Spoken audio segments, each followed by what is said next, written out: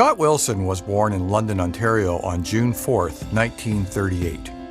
A student at Ealing Public School and Beck and H.B. Beale High Schools, Scott was part of that post-World War II North American generation where the car was king and where Detroit ruled the automotive world. For Scott, tinkering with cars as a teenager was as natural as the current generation of teens navigating their world through the screen on their smartphones. In other words, when the school day was done, you gravitated to the local garage, or in many cases, the backyard garage. And in the era before drag strips, you went to the streets to see what your car would do. We raced on the streets so much that my mom got to know the name of every local policeman, Scott says, as in those days, the constabulary delivered the tickets to one's home. It was his innate mechanical ability which led him to the world of motorsports, and in particular drag racing.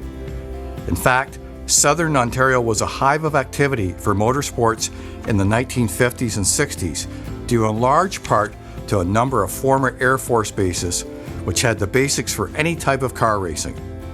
Lots of flat asphalt, including the former base just outside of Grand Bend. These tracks, in turn, provided the catalyst for purpose-built facilities, including those located near Windsor, St. Thomas, and Cayuga. Scott began racing dragsters in 1962 with his first race at St. Thomas Dragway.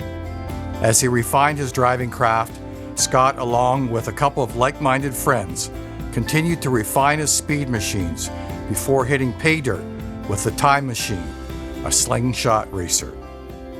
On May 24, 1965, at a track near Deseronto, west of Kingston, while driving the Time Machine, he became the first Canadian to break the 200-mile-per-hour barrier, hitting 233 miles per hour with an elapsed time of 6.89 seconds over the quarter mile. Over the course of his career, Scott competed across North America in National Hot Rod Association of America events and went up against some of drag racing's greats, including Don Garlits. He won over 120 events and has the amazing record of winning more than one half of the events he entered. He was a true innovator, handcrafting car parts in his London garage.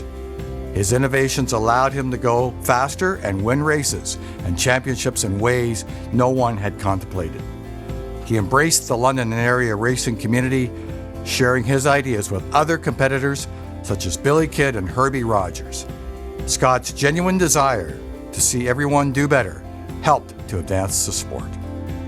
Scott's talents were also recognized on the commercial front when he was part of a select group of Canadian racers to be sponsored by the Ford Motor Company in the 1960s. Scott was also part of the Ford Sports Council, which included such famous Canadian athletes as NHL star Bobby Hull and golfers Sandra Post and George Knudson.